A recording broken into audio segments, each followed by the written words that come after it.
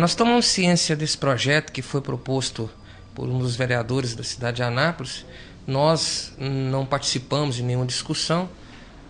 A Comissão de Constituição e Justiça nos encaminhou à época uma solicitação para que nós pudéssemos emitir o parecer. Nós fizemos por escrito, nos posicionando na seguinte situação, dizendo que era inconstitucional, que essa matéria não pode o legislativo local legislar e sim é da competência da União. Esse foi o parecer que nós colocamos. Nós sabemos que é bastante controversa essa posição, respeitamos a posição, mas não acreditamos que a solução para os problemas parte daí. O próprio parágrafo 3º do artigo 280 do Código de Trânsito, ele já disciplina isso aí. Lá já determina que o agente de trânsito, aí não cabe só a questão do agente municipal local. No caso de Anápolis, por exemplo, que nós temos convênio com a Polícia Militar, nós temos convênio com o Detran. Então, hoje, o agente do Detran, o agente policial militar, faz parte desse conjunto para fiscalização e aplicações de notificações. Como eu disse, o parágrafo 3º desse artigo lá estipula. Inclusive, a frase que é usada é não sendo possível a identificação do autor. Ou seja, se ele não foi identificado ou diante da recusa da assinatura, o agente ali, ele deverá lavrar no próprio auto, e é o que tem acontecido nas costas do auto, ele informa a autoridade do trânsito no caso, porque muita gente confunde achando que aquele auto de infração ali é a multa. Não é a multa, não é apenas o auto, ele está comunicando o proprietário ou aquele que está usando da via que ele cometeu uma infração de trânsito. Aquele comunicado é que vai posteriormente ser transformado numa autuação do cometimento da infração. Então, ali no próprio parágrafo 3º diz o seguinte: não sendo identificado o autor ou diante da recusa, o agente de trânsito ali naquele local, seja ele o fiscal de trânsito, seja ele o policial militar ou o agente do próprio Detran, responsável pela fiscalização, ele deverá lavrar no próprio auto os motivos dele não ter ali anexado a assinatura do infrator ou das testemunhas, seja pela ausência, seja pela recusa. Quer dizer, a própria legislação já preveu isso aí. E, além disso, nós entendemos que, na realidade, nós temos lei suficiente para isso. Hoje, eu entendo que nós precisamos de cumprir a legislação. Nós vivemos aí sempre numa procura de burlar a lei, não obedecer às leis. Nós precisamos realmente colocar em prática a obediência das leis. Essa que é a realidade. Naqueles casos à parte em que nós, com a nossa chegada aqui no CMTT, nós temos ciência de alguns problemas que houveram envolvendo alguns agentes. Mas isso nós temos que corrigir de forma administrativa. Não acredito que perseguições, casos pessoais, seja por parte de agentes, seja por parte de alguma autoridade, nós vamos resolver colocando nessa situação. Nós viemos aqui para isso e nós estamos buscando soluções para que realmente esses problemas administrativos, por parte do agente, naqueles casos em que realmente há o abuso de autoridade, há aquelas infrações que são cometidas em que às vezes o condutor se julga prejudicado, mas para isso nós temos, como eu disse, lei suficiente. Tanto nós temos os procedimentos, os processos administrativos aqui para apurar aqueles excessos praticados no caso dos agentes de trânsito, como nós também temos os recursos, seja a defesa prévia inicial durante os primeiros 30 dias, ou a própria Jari, que ela, de certa forma, desvinculada do CMTT, para julgar aqueles casos em que realmente o infrator apresente os seus motivos e justificativas para que o auto seja julgado e, se for o caso, torná-lo inconsistente, né? Mas tudo dentro da legalidade, de acordo com o que prevê a lei. Uma ação como essa, em que o agente deve abordar o motorista, pode atrapalhar na fiscalização e no trabalho do agente do CMTT? Não, veja bem, o agente, porque a finalidade do agente é instruir, é informar, reeducar. Eu não digo nem questão de educação, porque eu acredito que se o condutor da via tem uma carteira de habilitação, ou bem formado ou não, ele passou por uma escola, fez uma prova e passou. Em tese, ele está apto para obedecer às leis de trânsito. Agora, uma das preocupações do CMTT é reeducar, colocar o cidadão para que realmente ele obedeça às leis de trânsito. E o agente, além dessa, ele é dioturnamente um educador também, mas principalmente ele é um fiscal também. Cabe a ele fiscalizar e não autuar, mas notificar o condutor da infração. Caso contrário, primeiro, ele estará cometendo um crime, que é a omissão, que é deixar de cumprir as suas obrigações, do qual ele foi concursado, passou por uma escola de formação e, mais ainda, a lei determina que ele cumpra as suas obrigações.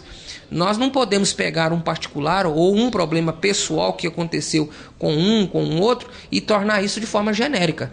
Nós precisamos cumprir a legislação e cabe ao fiscal cumprir a parte dele, qual seja reeducar, informar, atender o cidadão de forma urbana, de forma educada, mas sem deixar cumprir suas obrigações, qual seja notificar o infrator de trânsito do cometimento da infração ou descumprimento ao Código de Trânsito Brasileiro. O vereador Márcio Jacob, autor do projeto, alega que o objetivo deste projeto é melhorar a relação entre motoristas e agentes. Essa relação se tornou polêmica a partir do posicionamento de grande parte dos motoristas que alegaram não ter essa reeducação, não ter esse cuidado, apenas as multas chegando de uma maneira abusiva. Olha, eu respeito a posição do vereador, é uma pessoa muito inteligente, pessoa que está tentando realmente trazer benefício para a cidade. Mas como eu disse, eu entendo que ela é inconstitucional, o município não tem competência para alegar, para colocar essa matéria, porque isso compete à União, pelo menos é o meu entendimento. Está certo que foi aprovada, cabe a sanção do prefeito, mas esse é o entendimento meu, como agente de trânsito. No caso da educação, nós não vamos colocar... ensinar a educação aplicando mais leis, colocando imposições e às vezes até infringindo outras normas, inclusive federais. Como eu disse, eu tenho ciência que com a nossa chegada desses casos em que houve às vezes um mau atendimento por parte de alguns, porque grande maioria dos agentes aqui são profissionais, pessoas educadas e pessoas que realmente têm atendido aquilo que a sociedade espera, que é cumprir a sua obrigação.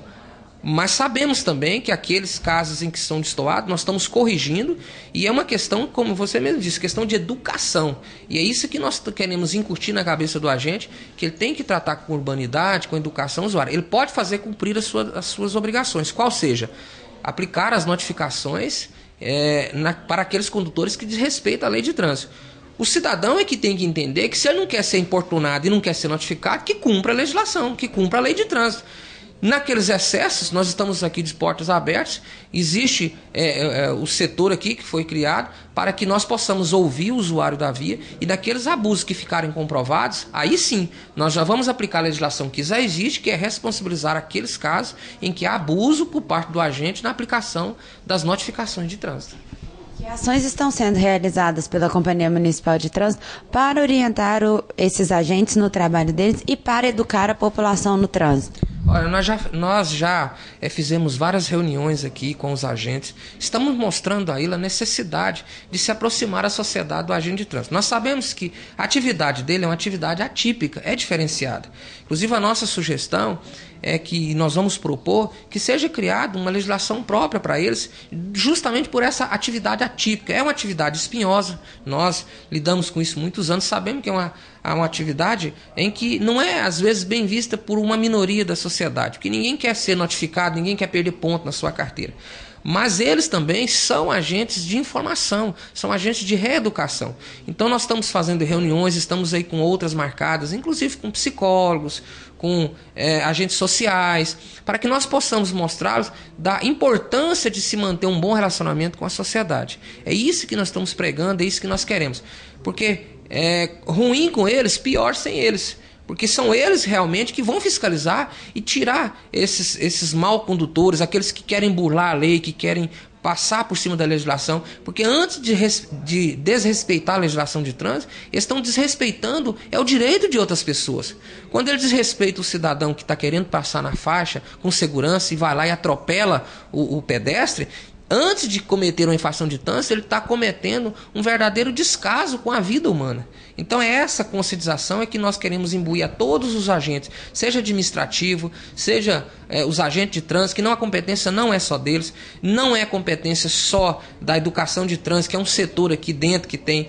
A educação parte de todos, e aí parte também da sociedade. Então nós precisamos deles, que justamente são eles que estão na rua, diretamente ligados à sociedade, que são verdadeiros colaboradores no sentido de reeducar o cidadão para respeitar o usuário, respeitar as pessoas, respeitar o pedestre e, acima de tudo, respeitar a legislação de trânsito.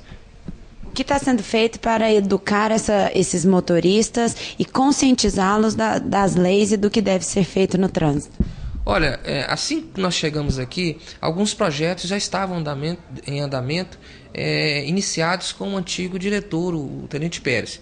Nós estamos dando continuidade e estamos trabalhando naqueles setores que nós identificamos através de levantamentos, de dados levantados junto com a Polícia Militar, junto com o Bombeiro, o SAMU, principalmente no tocante a acidente de trânsito. E esses projetos serão implantados agora, a partir do dia 1º de julho. E não é um projeto que nós vamos aplicar apenas na Semana Nacional de Trânsito, uma semana, não, são projetos que vão, a intenção desses projetos é serem a longo prazo, 1 ano, 2 anos, e em cima daquilo que são um dos maiores problemas que nós temos aqui. Primeiro, o que nós temos é o desrespeito à lei de trânsito. Nós temos exemplo de outras cidades, de outros locais aí. Brasília, que aqui está pertinho, né, é um dos locais que nós temos que copiar aquilo que está dando certo. Lá, a faixa de pedestre ela é respeitada. E aqui nós temos esse problema. Nós temos locais aí que está bem sinalizado, faixa de pedestre e tudo, mas assim mesmo o excesso de velocidade o condutor às vezes não respeita. Então nós vamos dar continuidade nesses projetos e iniciar esses. Principalmente esse que nós vamos desencadear agora a partir do dia 1º de julho, que é o respeito à faixa de pedestre.